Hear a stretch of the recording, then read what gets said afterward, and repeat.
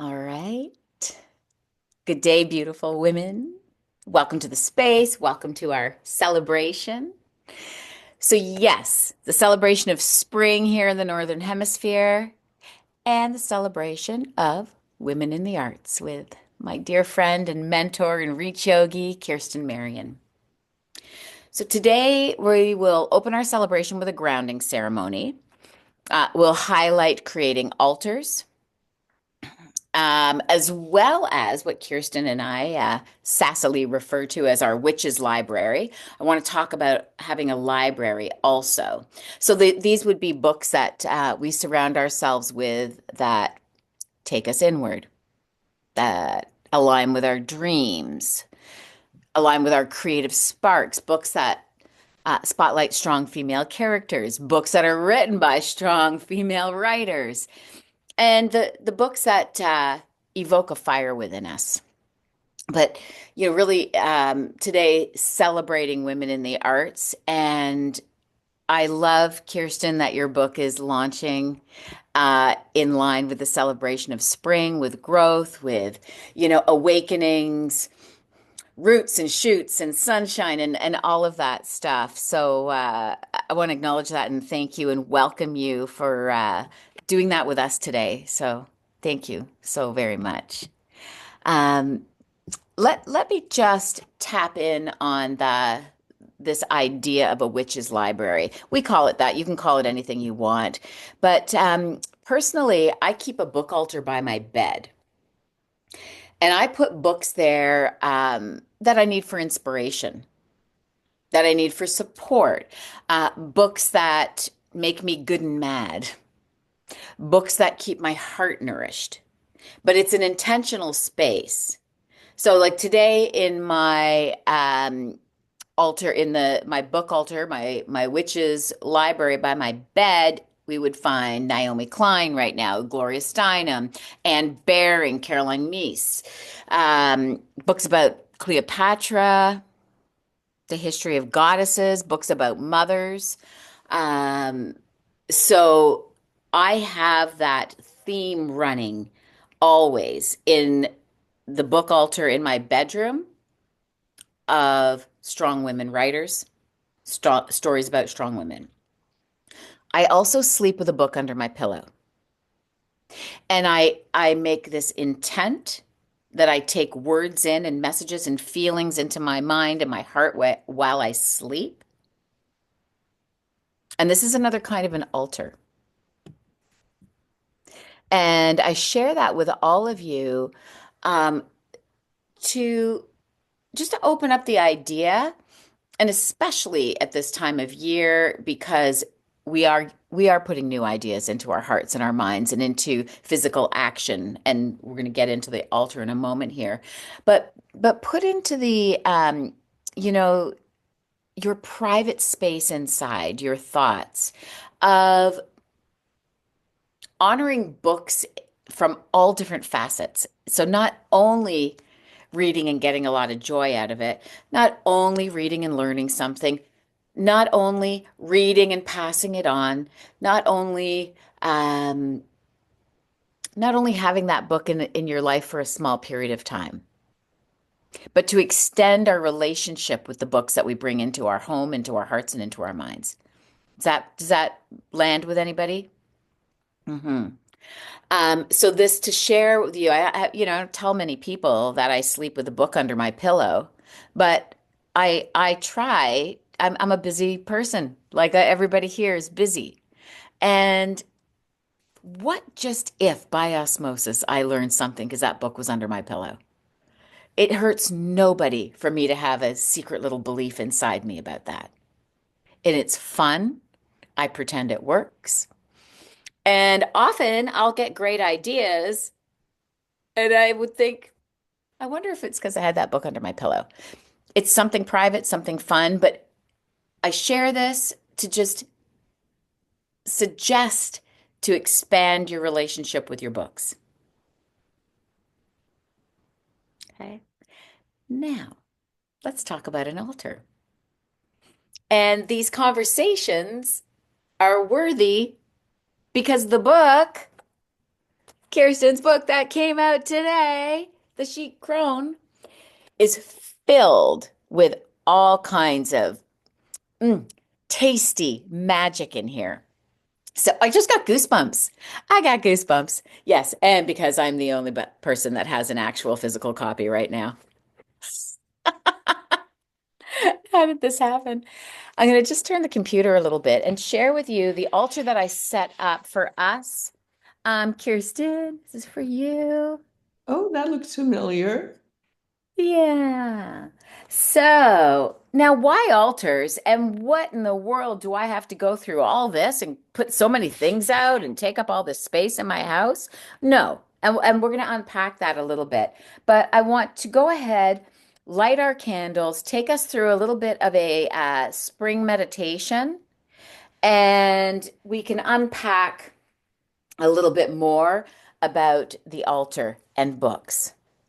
Okay, because often, like I say, I create an altar on a book. So I already did this when I received this with Kirsten's book, and we're going to insert it again, but your book can be your altar.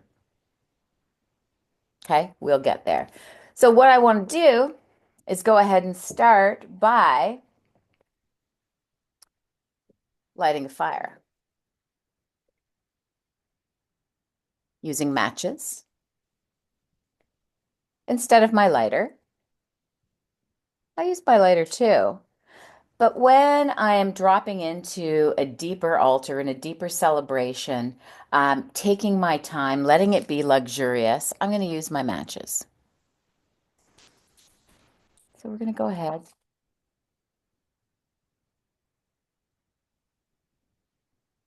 And we're going to light our candle. And we're going to start to bring light and bring fire, starting to activate the elements. So we have earth, we have water, we have fire, and we have air, all here for us.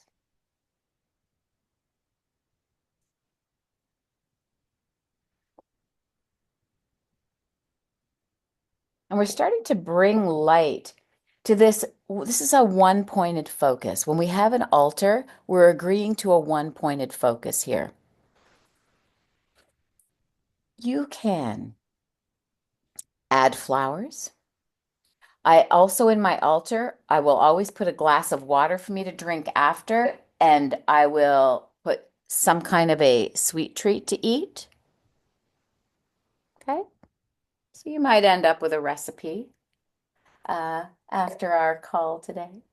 So you can do the same. So it's a combination of honoring something and including yourself in that honor.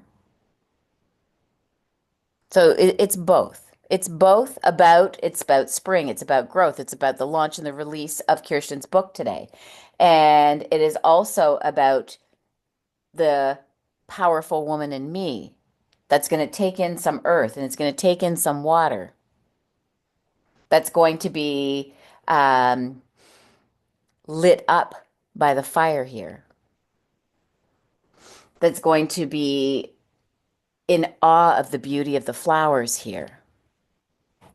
So when you put some things together, we've got a book about crone witches here. So I'm going to bring my lavender wand into this altar.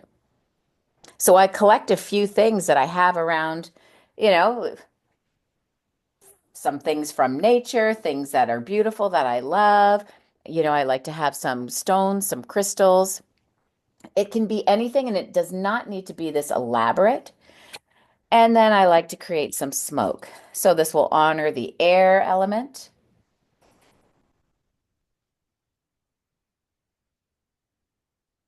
We'll create some smoke with some incense. And that can be anything that suits you. So you might like incense. You might like to burn sage. You might want to burn Palo Santo, any of those things. And then in the altar, there's something going on. So yes, it's spring. So we have a representation through the tulips, and it is the launch of Kirsten's book. So luckily, I have a copy, so we can put it right in our altar today. And we're going to allow that. I'm going to keep rubbing it in that I have a coffee.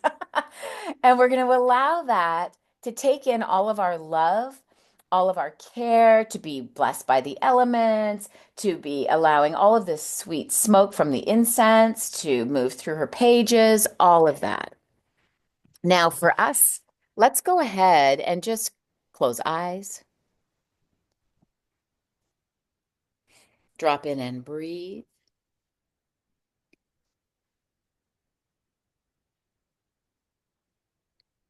And we'll go ahead and feel wherever our bottom's touching down. If you're sitting cross legs, your ankles, your bottom, if you have your feet on the floor, whatever you can feel, maybe your back against your chair, just tap into those spaces. Tap into the groundedness of those spaces right now.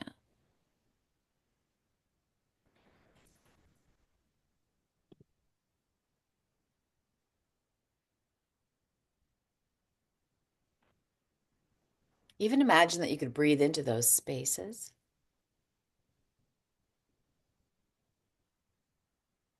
And begin to imagine that those places and spaces where you can feel that you're grounded and supported, that these are in this moment our connection to bringing spring in through our bodies. So as we're grounded into the earth, feeling that support, there is a quickening deep in the soil now. There is an awakening going on. Seeds, roots, shoots, all the little hidey holes for the animals. Everybody's beginning to stir and wake up, and we want to ride that energy. Today we're riding it as celebration. We're riding it as creativity, but just scanning our bodies and noticing those places and allowing them to be our roots.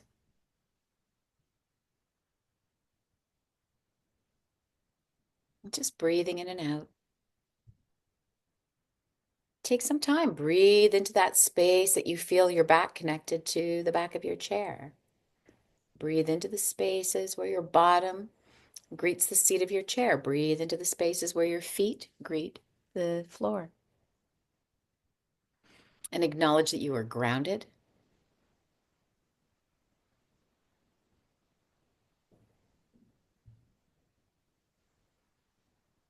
Acknowledge that you are plugged into the spring energy. And go ahead and drop some energetic roots in from these places. Drop down into the earth. Let your own energy from your heart, from your mind, from your beautiful bodies, from your cells, start to send down some roots and shoots of your own. You can use your imagination. You might even feel into it. Just simply pretend all of these techniques work.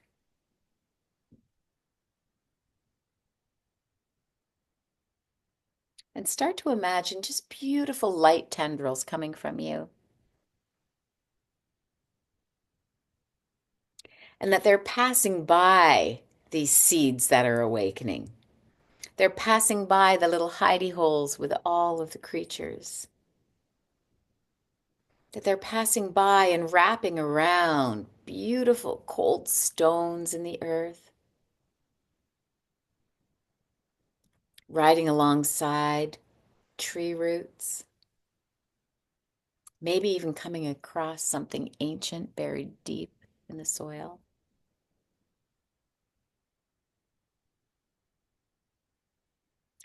But just allowing your unique, beautiful creativity and magic just to drop into Mother Earth.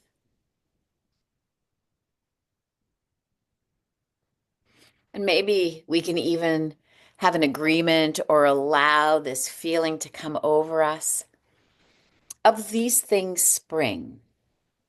So these awakenings, these seeds cracking open, these tiny roots and shoots.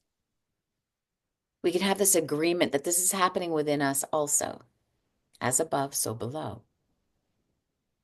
And we know this, we become inspired by spring cleaning and opening our windows. So we know this feeling. But today, let's allow this agreement to be a little more deeply connected to our creativity. We are celebrating a woman in the arts today.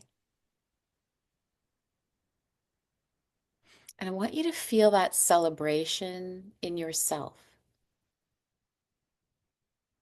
Feel that celebration in your cells. And feel it with no attachment to anything.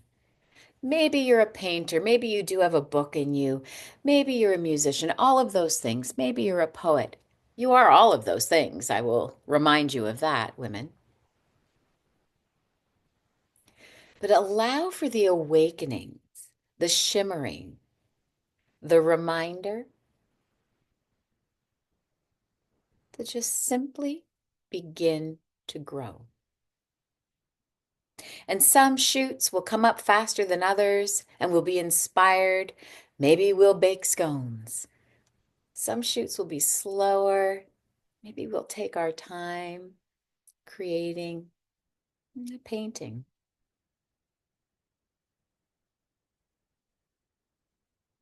Maybe our creativity will grow in the area of communication, of the way we converse with one another. Just be open and agree to this awakening, to this growth, to this time of refresh. There's opportunities for new, for change, for shift, for unexpected joys and surprises. And we get to experience that through the flowers that come up very early. And we all know that. Often I gasp when I see spring flowers. It's such a beautiful surprise. Maybe we can even create an agreement together that when we notice spring flowers come up, we say hello to them. And as we move into our time together today, this inspiration will unfold even more deeply as we read of the women in the book, the Chic, Crone.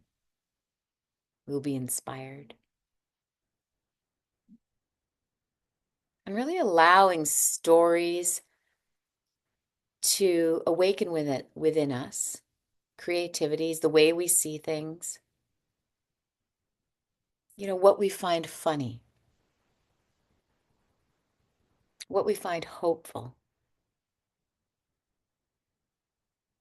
what things make us good and mad, feel that fire.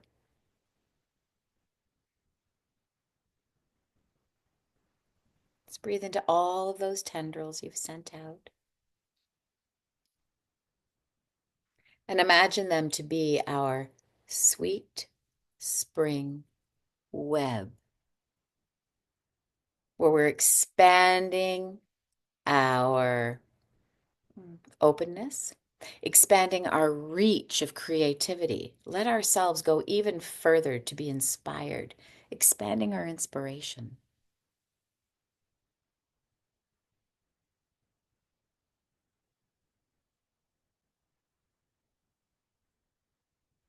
It's also a beautiful time to drop into and think about what are the things that we've celebrated in our lineage, in our ancestry, where our people come from, and the ways that our people have celebrated spring in the past.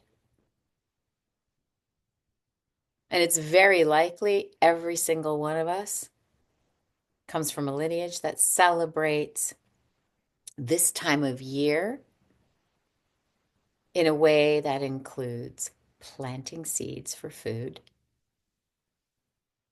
for setting down prayers and offerings for safe and healthy crop growth. It's when we start to think about our whole community being nourished. So it's likely all of us come from lineages that looked forward to this time of year with more light.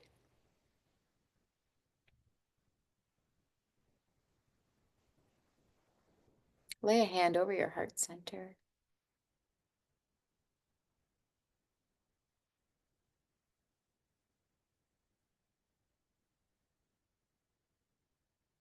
Today, we agree to expanded creativity and expanded inspiration. And we give thanks to Kirsten for celebrating this special day with us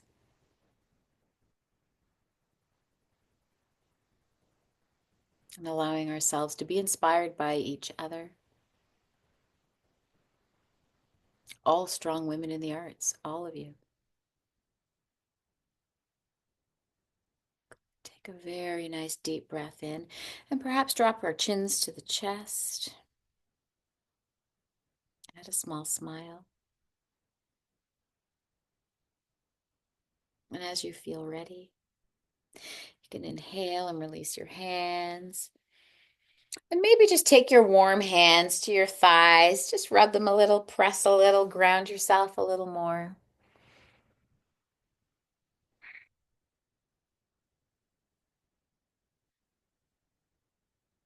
So, one more thing I would like to share about altars, and I would take any questions or shares because I feel like with everybody here, it's not completely out of your realm of thinking to have altars. And I would like to say that, when you think you're just lighting a candle on the dining room table, to me, that's a one point of focus, bringing an element, lighting a fire, that's an altar. The table becomes an altar. So it's, starting to kind of move our mind to more, um, the love of beauty and the magic of a flame and a candle. Starting to have our thoughts open up into that more. And as I was saying, using a book as our altar, a book that comes into our home, a book that can't wait to read. And yes, a physical book is way better than putting it on our iPad. I know. But, sometimes you're going to put it beside, your candle beside your iPad. But to make an altar out of a book, clean off a space. This is part of making the altar, wipe down the space. Sometimes you're going to lay a little cloth. I put an old-fashioned doily I've been carrying around forever here today. But wipe the space down. Maybe a little essential oils, right? Up level that. Put your book in that spot with intent. So set your book there, and you've got this intent. I'm creating a beautiful altar to celebrate this book. One of the things why I like to do that is because when I set my altar, like a single altar with a book like this, I also am setting the intent, not unlike when I said I put a book under my pillow. I also set an intent. I don't want to miss any of the gems that are meant for me. So for me, a book altar also says, thank you to the author, thank you for the laughs I'm going to get, what I'm going to learn, all the things I'm going to go through on the journey of reading the book. But I also set this intent when I make my altar that I don't miss anything that's meant for me. Does that make sense? Mhm. So my book altar is often as simple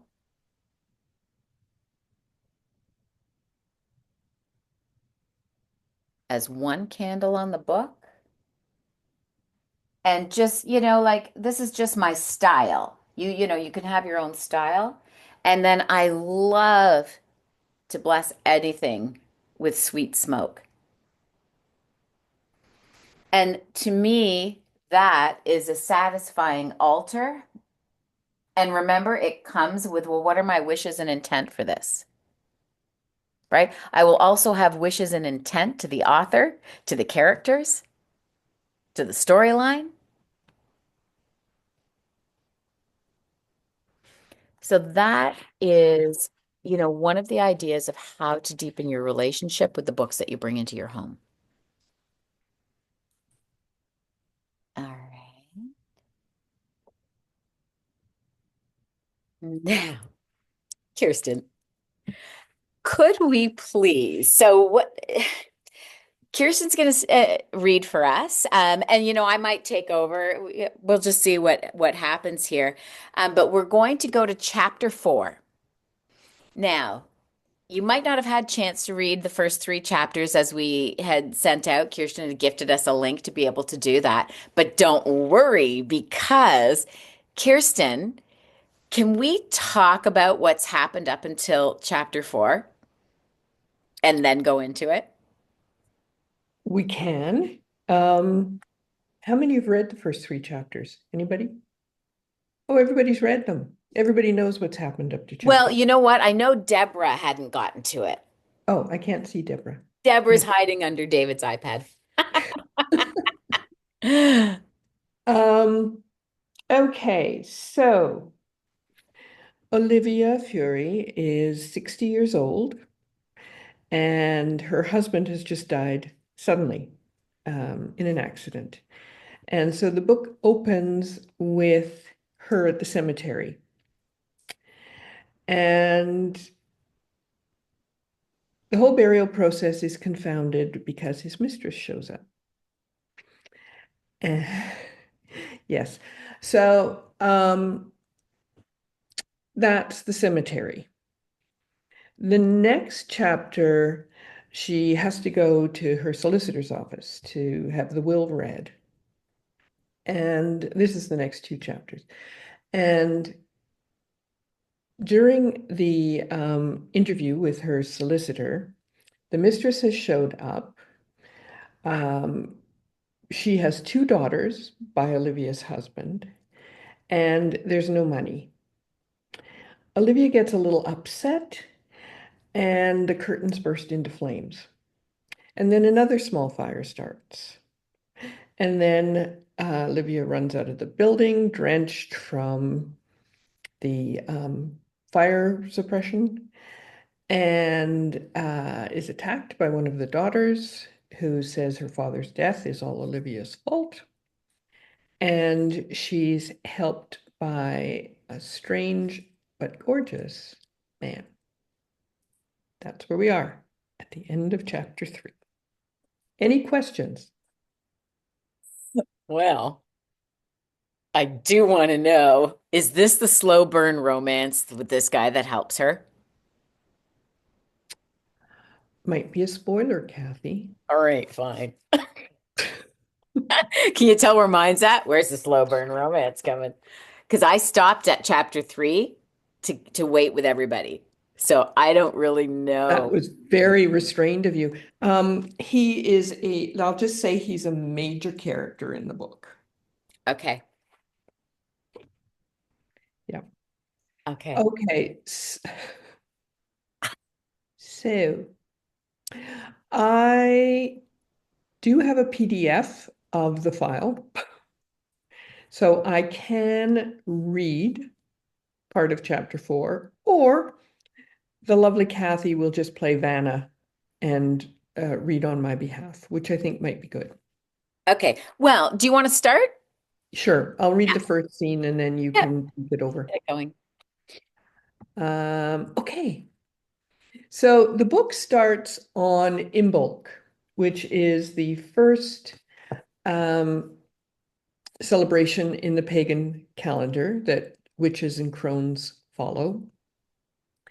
And chapter 4 introduces a new character, a new setting, but focuses on the Imbolc celebration, which is why we did the whole altar thing. Anthea liked to celebrate in private. Many celebrants chose to gather in groups around a bonfire to celebrate Imbolc, the first festival of the pagan calendar. But she was past that. A crone now, she preferred to go inward, to quietly give her thanks and reconnect with the saint. It was typical of water crones to be more introverted and focused on intuition. She hummed under her breath as she stood at the kitchen counter, arranging white and purple crocuses and pink dwarf irises in a green glass vase. The delicate scent of the irises rose around her. She'd always loved these early flowers, admired their hardiness and fortitude to defy the lingering traces of winter. She fluffed them into a more pleasing arrangement before moving into her sitting room to place them carefully in the center of her home altar. Her great-grandmother's fine linen cloth, starched and then ironed as smooth as a pane of glass, covered the small table. Centered between the winter solstice and the spring equinox, which is today and also known as Ostera, that's not in the book, that was a little aside. Imbolc celebrated the return of the light, the easing of winter, and the first stirrings of life in the ground. Such a hopeful day, Anthea thought. She placed her icon of St. Bridget, handed down from mother to daughter for 4 generations now, to the right of the candle, and hung the cross she had made of reeds from the corner of the icon. "Bring us protection and blessings, St. Bridget," she murmured. She felt a heavy weight on the side of her leg and looked down to see her elderly black lab familiar, Obsidian, leaning against her.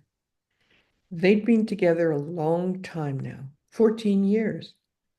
Yet it seemed like only yesterday that she had discovered him, or he had discovered her was more like it, a small pup waiting for her on the beach while Anthea swam with the mermaids. His muzzle was growing white now. It seemed so unfair to her that dogs lived such brief lives compared to humans. Even a witch's familiar, who lived far longer than most animals, left their mistresses far too soon. Her heart clenched. She wasn't going to think about that. He was here now. That was the important bit. She ruffled his ears and he snuggled in closer as he looked up at her. Nice work. The words floated into her consciousness as light and dry as falling autumn leaves. It looks good. Thanks, Sid, she replied. Some Crone's familiar spoke aloud, like Priya's mouthy parrot Gizmo. Others, like Sid, were traditionalists, preferring to communicate telepathically. She took 2 candlesticks from the sideboard and placed 2 tall white candles in the capitals before arranging them on either side of the flowers. Anthea could have used magic to light the candles, but she liked the ritual of lighting them manually. The long matchsticks made a satisfying scritch as she struck them. The acrid tang of sulfur met her nostrils as she touched the flame to the wicks. She stepped back to admire them as they sprang to life, shedding a warm glow over the altar. Then she narrowed her eyes. No, it wasn't a trick of the light. The slender leaves of the irises were pulsing. She peered at them. This wasn't right.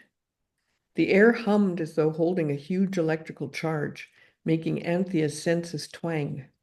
Her curly hair, unruly at the best of times, sprang free of its restraining pins and fluffed straight out like a dandelion going to seed. The edges of the flowers glowed. Anthea! Sid's warning came a second too late as the blooms combusted. Green flames leapt across the bouquet. Flaming flowers! Anthea jumped back. Sid scrabbled away from the altar. What's that? It's an omen, Anthea muttered, leaning closer to inspect the flames. But I have no idea what it means.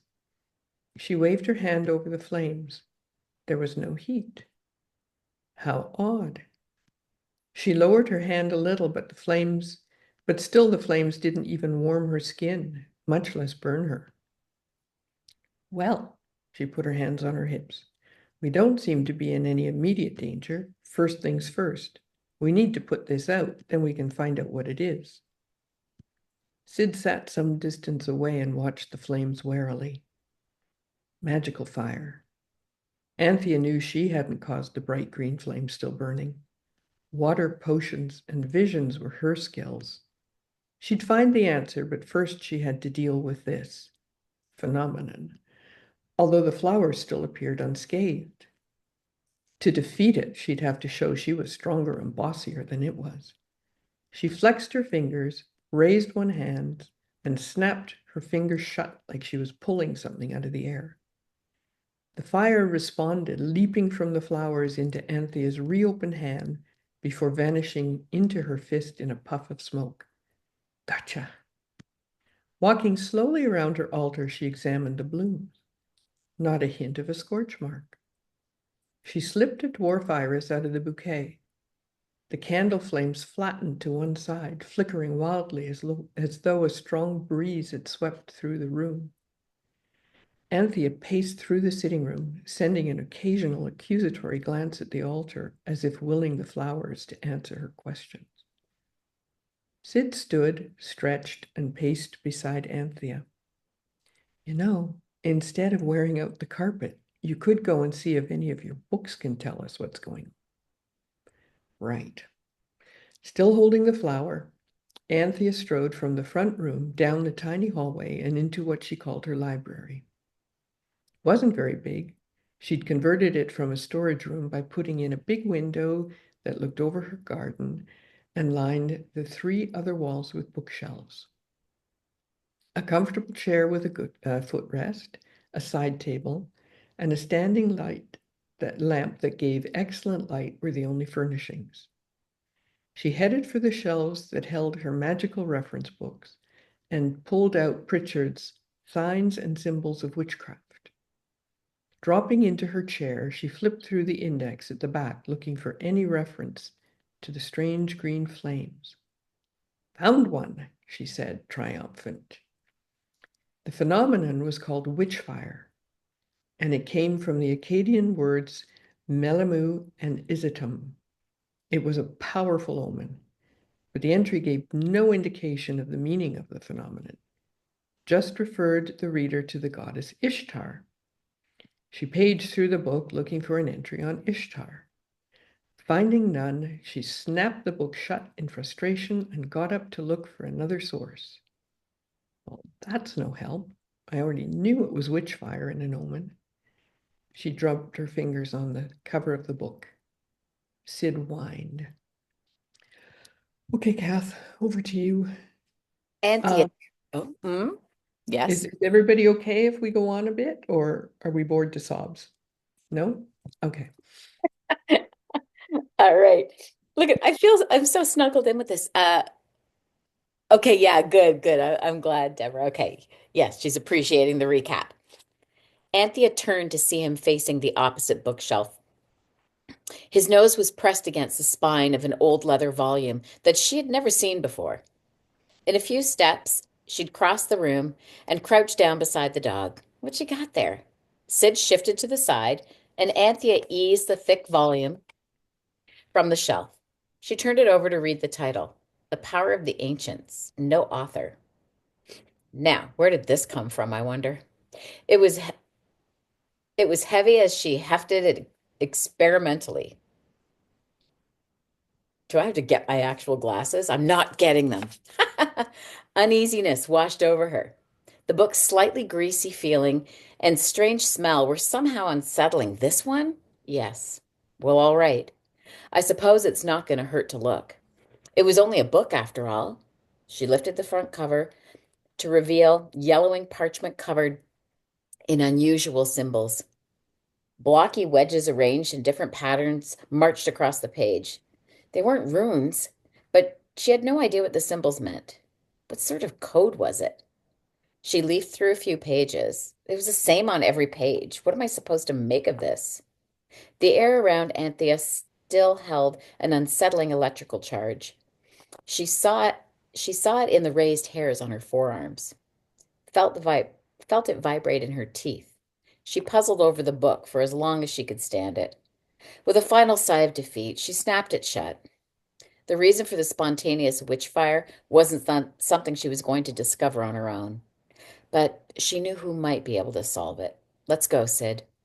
She tucked the book under her arm and strode down the hallway to grab a thick sweater and scarf from their hooks near the front door. Once snugly wrapped up, she snapped a lead on the dog's collar and left her cottage. Drat, getting forgetful. She turned on her heels, went back, through her hallway, and into her sitting room. The candle still flamed on the in-bulk altar. Anthea snapped her fingers. Deluminate, she ordered. Obediently, the flames sank, then disappeared. I love Yeah. that. Okay, yeah, okay, what? Well, I just wondered if we wanted to stop and let people ask questions, have a little discussion, and then if we want to go back and read another scene, we can. But I want people to have time to. Okay, well, I want to say something like, okay, I just want to repeat that again, okay? Okay, get it. She turned on her heels and went back through the hallway and into her sitting room. The candle still flamed on the Imbolc altar. Anthea snapped her fingers. Deluminate, she ordered. Obediently, the flames sank and disappeared. I want I want to act like that. Deluminate. I love it. Okay, how's it going with everybody? What's happening? Somebody unmute, share, say something. Are you feeling witchy inspired?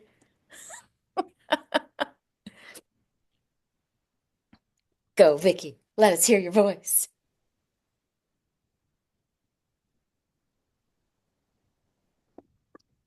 Oh, I haven't done this for a while. Yeah, okay. Just figuring out the buttons again. No, I don't have any questions. I just want to hear more. I mean, it's just, the part where she snapped, it reminds me of our S Factor S dance. Done. I I feel like I'm already taking something from the book. It's like if I don't like something or something's not, I'm gonna be like deluminate, but like Yeah, dissolve. exactly. Yeah. Yeah. Yeah, Love thanks. it. Yep.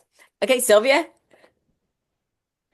Um, I find it interesting because I don't usually, when you pick books for yourself to read, I would not usually pick about a book about witches. So for me, this is really fun because the way you write, it moves very nicely and, scene by scene by scene. And yeah, I already got hooked. So that's really good. And yeah, I'm so curious because I think I already think the daughters have something to do with this. So, Yeah. but anyway, I like it very much, and I love your how you read, Kristen. Oh, thank you. Yes, Yeah, yes. Kirsten, you have such a beautiful voice. It's always weird when you hear your own voice. Yeah. I know readers are supposed to be quiet. Go, Vicky. Yeah, Sylvia, I agree. Listening to Kirsten read, the thought crossed my mind. I hope, Kirsten, that you are going to be reading your own podcast or book or whatever it's called when you read your book and people have access to it. A lot of authors don't feel they want to do the reading themselves, True, yeah. but you have to do yours. It's so you're pulling us in.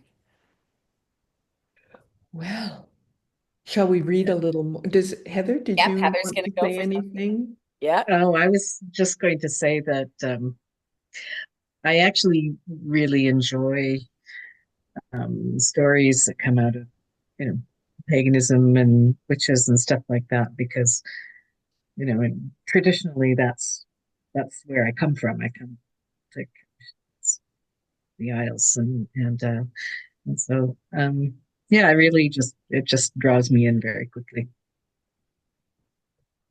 Awesome. Well, this is also a book about stepping into your personal power and having to be a certain age before you can truly do that. The witches, you don't become a crone until anybody can be a witch, but crone is another level altogether. And you don't become a crone unless you've reached a certain level of wisdom and experience and uh, intuition and connection with particularly your element, but with nature, you know this, nature in particular. Okay, Kathy, should we trade off on the next? Oh, Deborah. Yes, oh, Deborah. No, I don't think she unmuted. Okay. Mhm. Um, I really also am so grateful that you're writing a series like on Crohn's. Well, yeah, write what you know, right? Right, what you know. And I don't know, and I would just like kind of ask everybody, like, remember, I don't know, like, I remember 10, 20, it seems a long time ago that we used to say, oh, you old crone, as if it was a kind of a put down. Y'all know what I'm talking about, right? I do not associate that as a put down. And maybe it's because I've come to that age, but I do not associate it with a put down. Does anybody else have any thoughts on, you know, proudly stepping into our crone? Sylvia, I think unfortunately it still has a negative connotation. does it? Okay. Yeah. I think older women are often called crones. Ah, she's an old crone. It's that dismissiveness. Um, yeah, I think it's still there, personally. I think it's still in our language. Yeah. Vicky? And that language is coming from, as you said, Kathy, when we're younger. So it's coming from that younger space. And being in the crone space myself, it's like I no longer give up, right? A flaming flower. Right. Yeah. So yeah, if that makes me a crone, count me in. Because you get to that place, as Christian said, and as you're saying, Kathy, we just get to that place where I don't know what it is. It's just finding the words. You sort of move beyond it. You move past it. You don't give a shit what, the world and people have to say because for myself, I'll speak for myself, I'm moving into a space and a different dimension than I've ever experienced. And it's wonderful. And books like these are addressing those issues. I have a number of them that have come to me over the last few months, and they're all vibrating with that resonance. And it's just amazing. It's lovely. Yeah. Crone I am. Yeah, there is a very special transformation that happens around the age of 60 for women, plus or minus 5 years. But it's in that age. Some of it is just down to hormones. When we're no longer as driven by the estrogen progesterone cycle, we stop caring so much about what people think because we don't have that need for safety that someone who might be of childbearing age has. Um, so it's easier for us to step into our own power. I think it's fascinating. I've done a lot of reading and research on this stage to write this series, and plus my own personal experiences. It's also the age where we often lose our parents, start losing our parents, and realize we're now at the front of the line.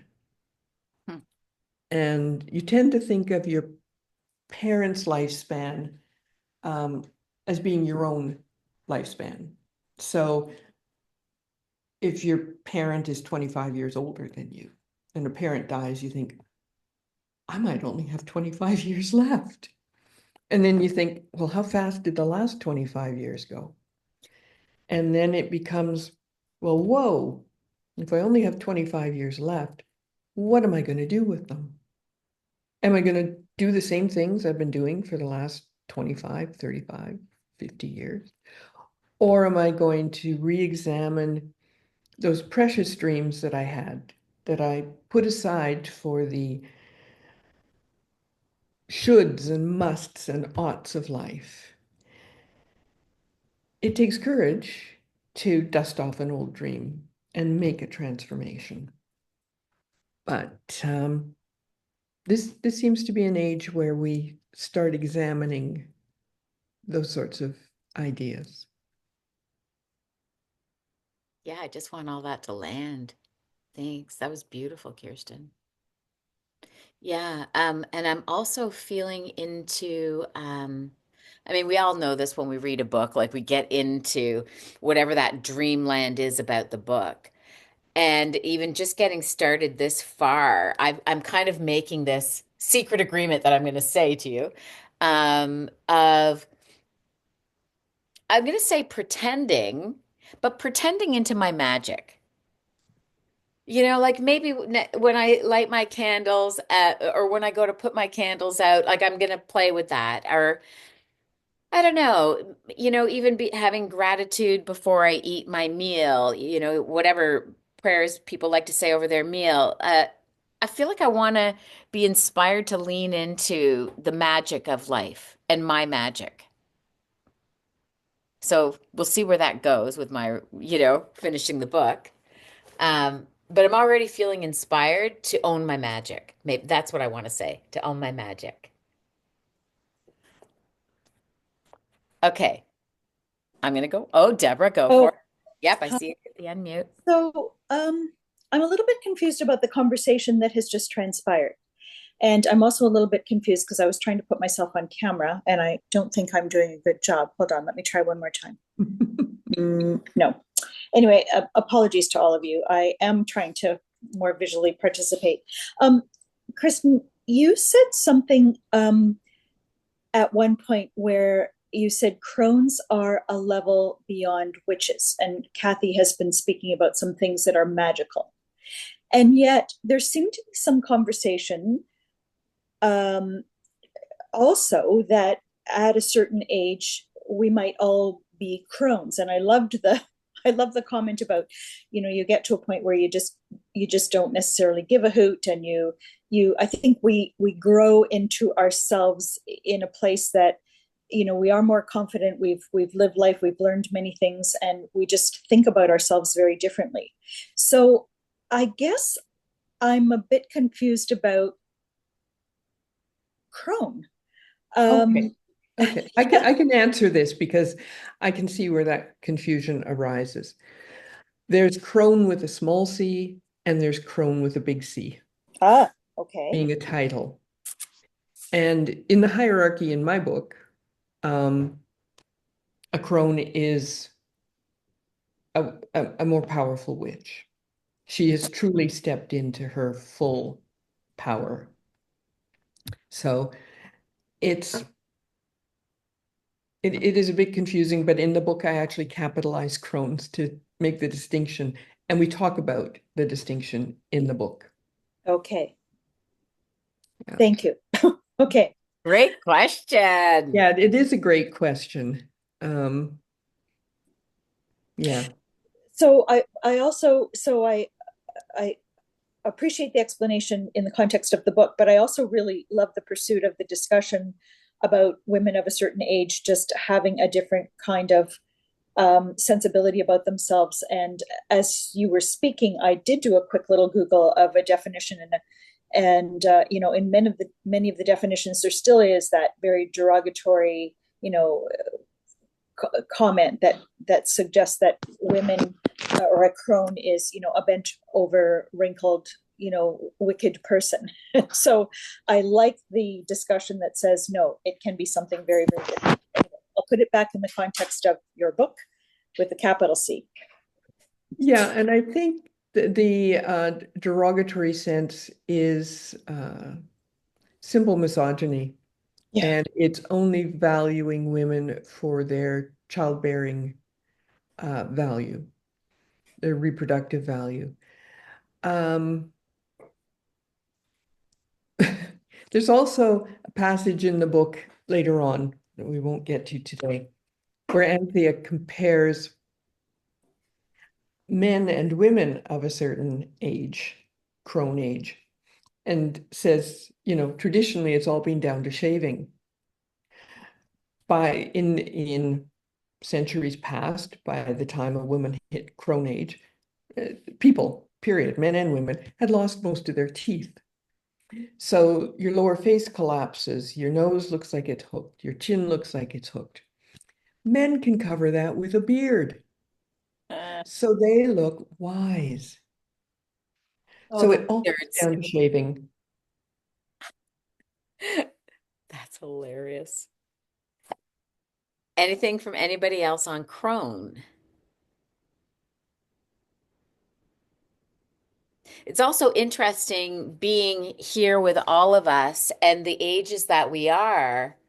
Um, like it seems very powerful that we've gathered to discuss this, enjoy the magic of the book, um, but that we are all of this age, and I know each one of you, we all have youth, we all feel youthful also.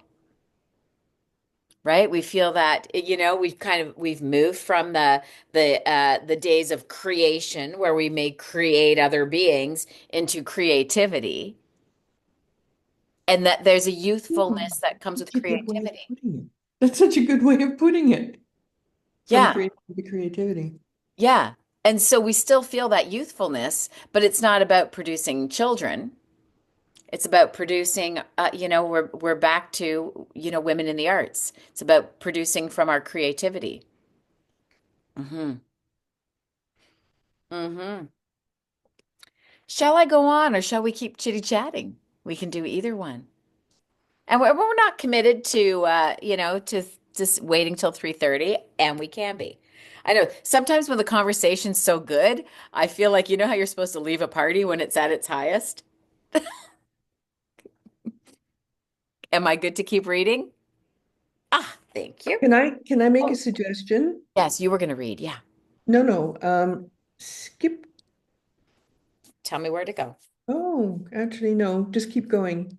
If people are okay with that. Yeah. Okay. Do you want to go? It was a sunny day. No, you can go. It was a sunny day. You have the book.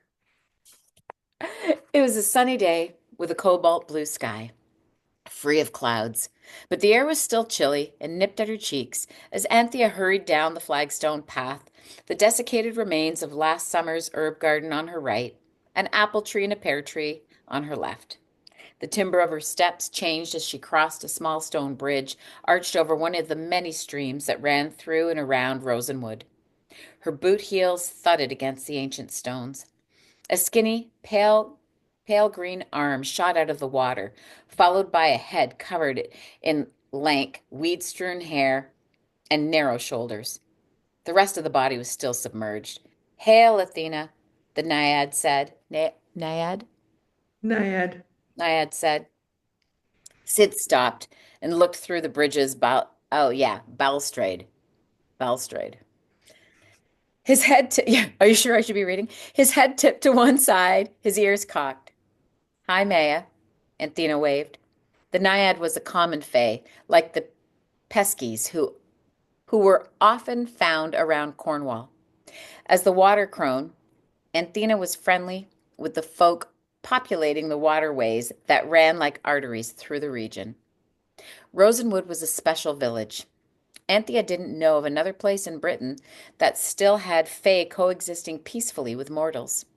Common fae, that is. The high fae, elves, were another matter altogether. Elves were kept uh, elves were kept out with powerful wards placed around the village. They were a form of protective magic that carried a barrier around the village so that only those who had business in Rosenwood could even find it. Those who did not would have their minds and their GPS muddled, so they kept turning away, never finding the place. The fate of the non-human villagers, the fairy folk, fauns, a centaur, mermaids, and dryads, among others, depend on the Rosenwood elemental witches known as crones. Fire, water, air, and earth, to keep the wards strong. Anthea had graduated from witch to crone only 5 years ago, when she had turned 60. And then only after she demonstrated her skill with transitions, her strong intuitive powers and wisdom. Many were witches, few were chosen as crones. Let me say that again. Many were witches, few were chosen as crones. Yes, Kirsten, were you going to say something? No, I will just read a little bit. Okay. What's going on? The Naiad said. You look all flustered. I just got an omen. Anthea's voice shook with suppressed excitement. She described what she'd seen and learned to date. Maya whistled through her needle-sharp teeth.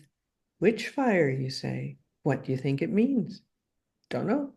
Anthea hoped it wasn't foretelling a disaster. Maya nodded, then dropped out of sight without even a ripple to mark her passage. Naiads didn't concern themselves too much with the affairs of humans. If it didn't affect the waterways, they didn't get involved. Anthea hoped their peaceful existence continued. The Rowanswood crones had been weakened when Fiona, their fire crone, left. The wards were waning. Soon anyone might be able to get into the village, people who might exploit or harm their most vulnerable citizens. I'm going to skip down a little bit to get us to the Tree of Life Cafe, because it's important for your bonus. Ahead of her now was the Tree of Life tea shop with its large plate glass window in front. The plaque above the front door read, "A cup of tea is a cup of peace. Senshitsu the 15th. Through the window, she saw the shop was busy as usual. She hoped she'd be able to find a table. I'm sorry, Sid, but you have to wait here. She looped the dog's lead around a shiny black post. Health Department regulations. He gave her a long, suffering look, but sank down, resting his muzzle on his front paws. As she opened the door and stepped inside, the warmth and scents of the tea room hit her, and she had the familiar feeling that she'd stepped into a lush forest. Breathing in the fragrance of the tea shop had the immediate effect of calming her nerves. The flooring was wide oak planks except for a spot in the middle of the shop where the live rowan grew out of a 3-foot circle bounded by a low stone wall. The branches, still bearing bright red berries, rose to the circular skylight that dominated the ceiling.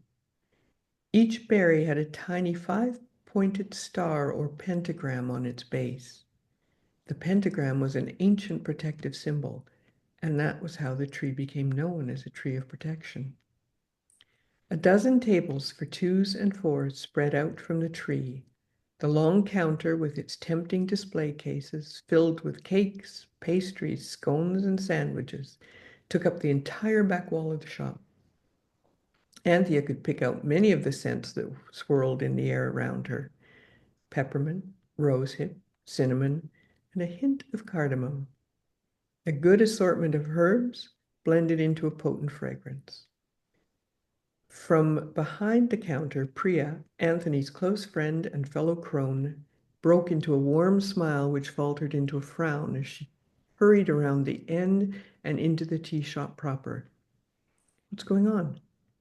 You look all in a tizzy.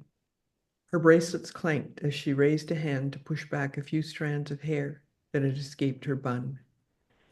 Her looks were exotically Eurasian, with golden skin, high cheekbones, large dark eyes, and black hair streaked with gray pulled back into a severe bun, but her vowels were straight Cornwall.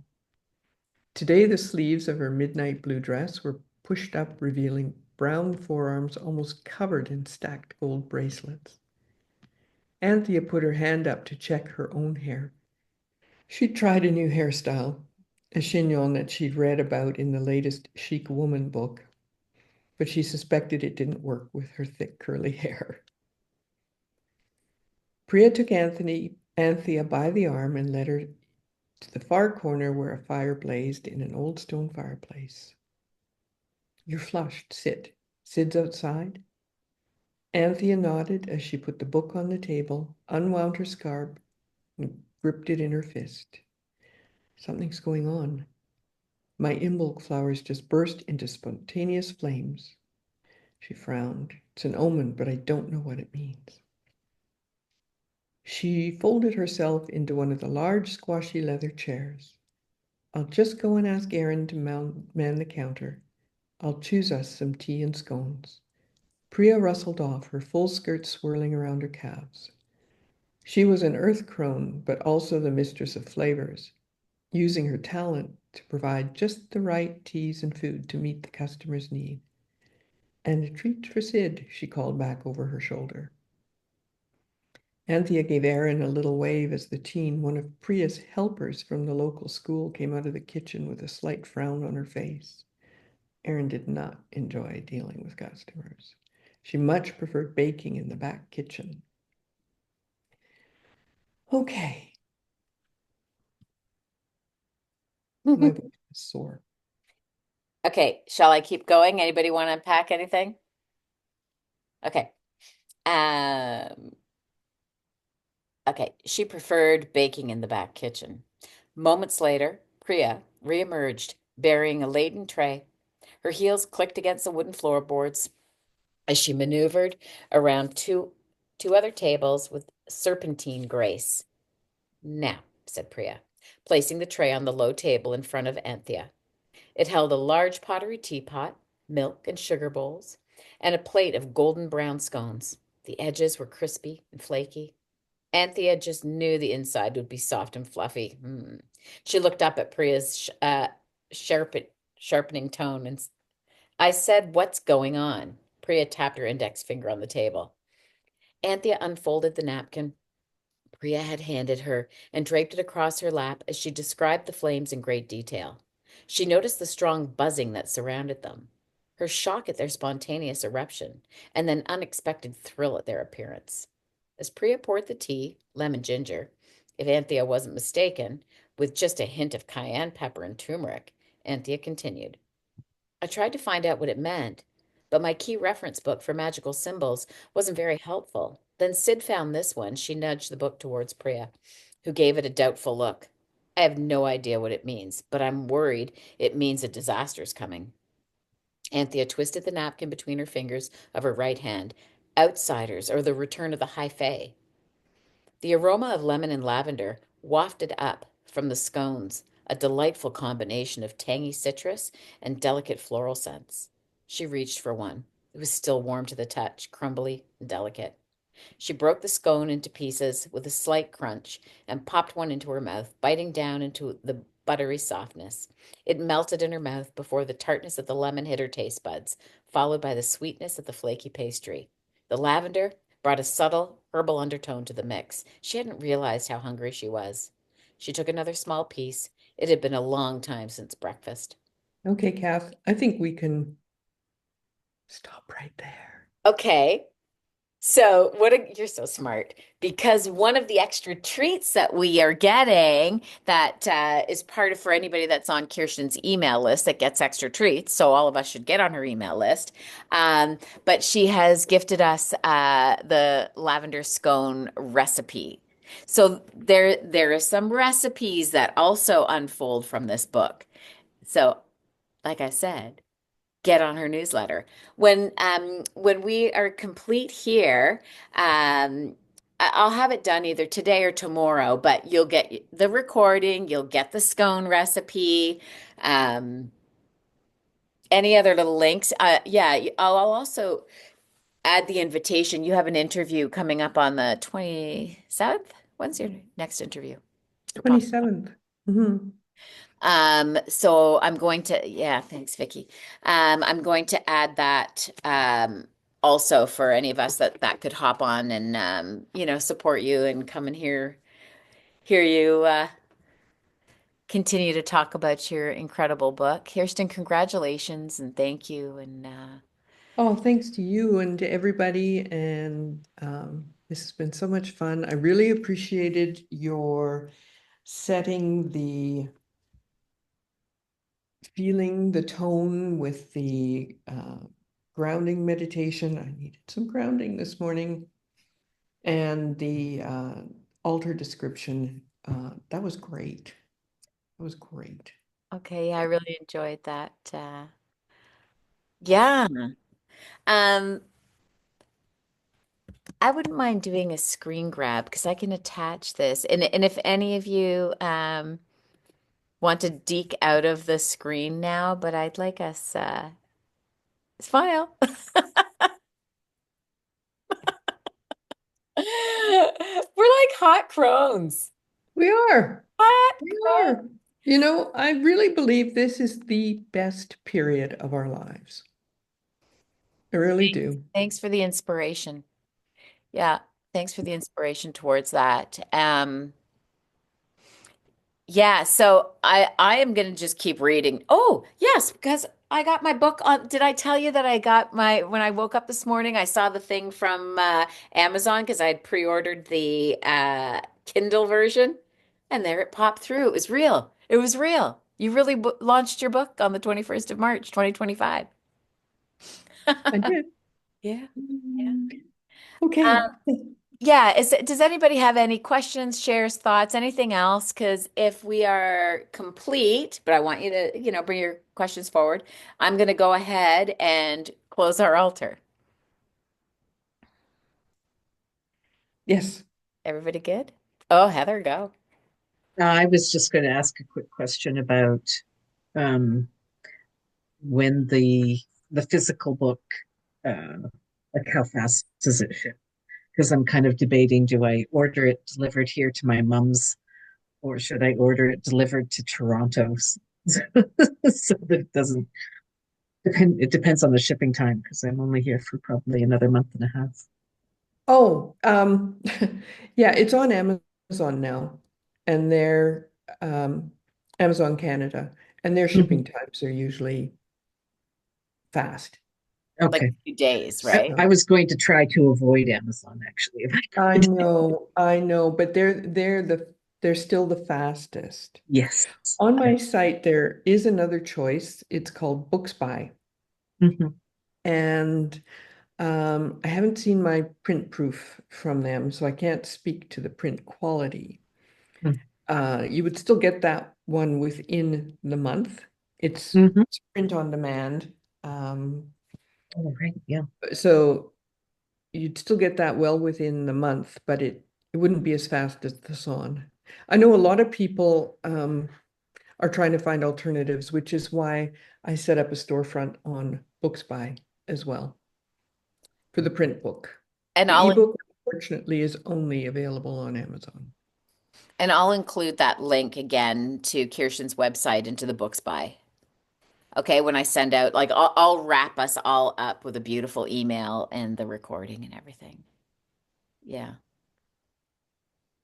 I don't know. I'm Okay. already excited for the second book and I haven't even finished the first book. Well, I've started writing it, and I hope I'm probably going to jinx myself now, but I'm hoping to have it out late next fall, like November, beginning of December. So what you're saying is that we have a cliffhanger until late next fall. It would be shortened if you got on my advanced reader list. That's all I'm saying. All right. Well, I'll figure But you'll out. find typos. Ah, all right. So another way to spice up your candles, your altars, and your connection to these things is instead of, oh, I was going to show you something there. Okay, that's okay. I can say that for another time. But instead of just blowing out candles, you put them out that way.